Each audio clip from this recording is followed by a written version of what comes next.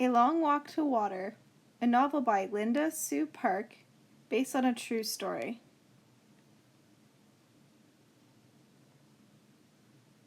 Here is a map of Sudan.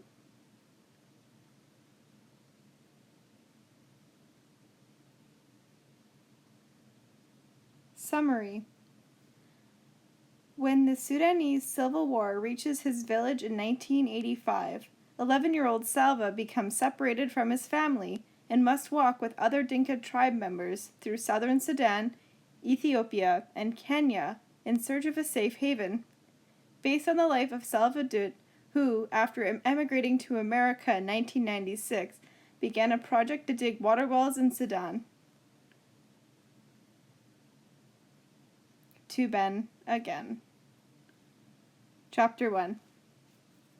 Southern Sudan, 2008. Going was easy.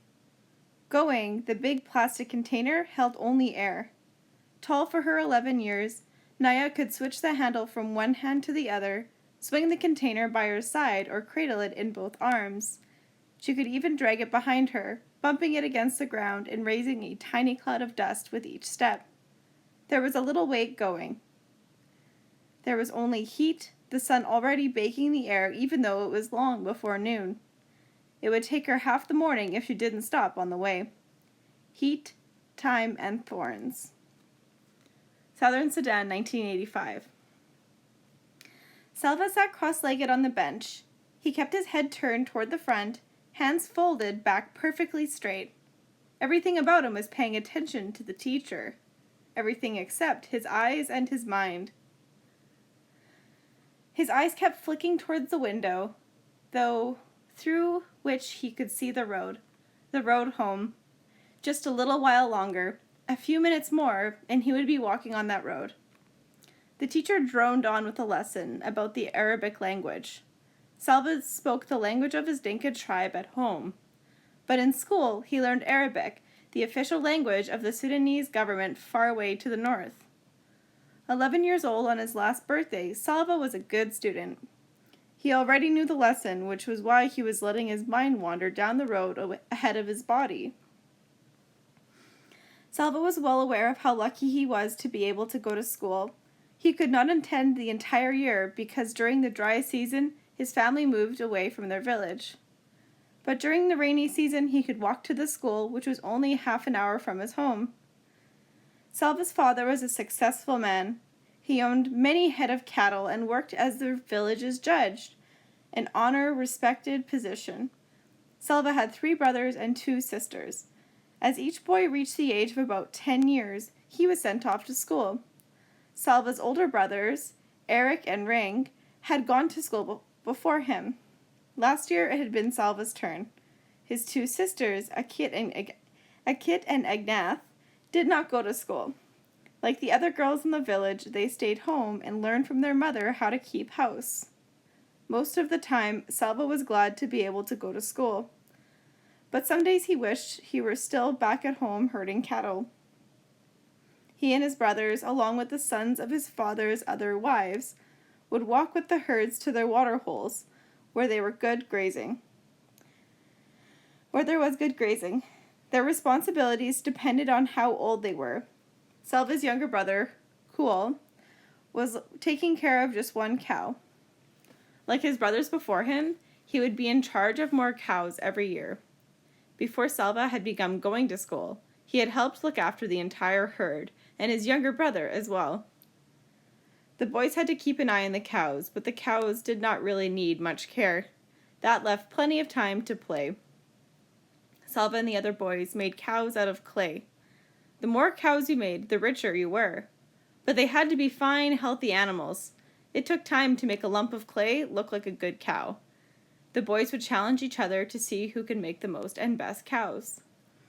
Other times they would practice with their bows and arrows, shooting at small animals or birds. They weren't very good at this yet, but once in a while they got lucky.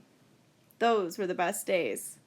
When one of them managed to kill a ground squirrel or a rabbit, guinea hen or a grouse, the boys' aimless play halted, and there was suddenly a lot of work to do. Some of them gathered wood to build a fire. Others helped clean and dress the animal. Then they roasted it on the fire. None of this took place quietly. Salva had his own opinion of how the fire should be built and how long the meat needed to cook, and so did each of the others. The fire needs to be bigger. It won't last long enough. We need more wood. No, it's big enough already. Quick, turn it over before it's ruined. The juices dripped and sizzled. A delicious smell filled the air. Finally, they couldn't wait 1 second longer. There was only enough for each boy to have a few bites, but oh, how delicious those bites were. Salva swallowed and turned his eyes back toward the teacher. He wished he hadn't recalled those times, because the memories made him hungry. Milk. When he got home, he would have a bowl of fresh milk, which would keep his belly full until supper time. He knew just how it would be. His mother would rise from her work grinding meal and walk around to the side of the house that faced the road. She would shade her eyes with one hand, searching for him. From far off, he would see her bright orange headscarf, and he would raise his arm in greeting. By the time he reached the house, she would have gone inside to get his bowl of milk ready for him. Crack! The noise had come from outside. Was it a gunshot, or just a car backfiring? The teacher stopped talking for a moment. Every head in the room turned toward the window. Nothing. Silence. The teacher cleared his throat, which drew the boys' attention to the front of the room again.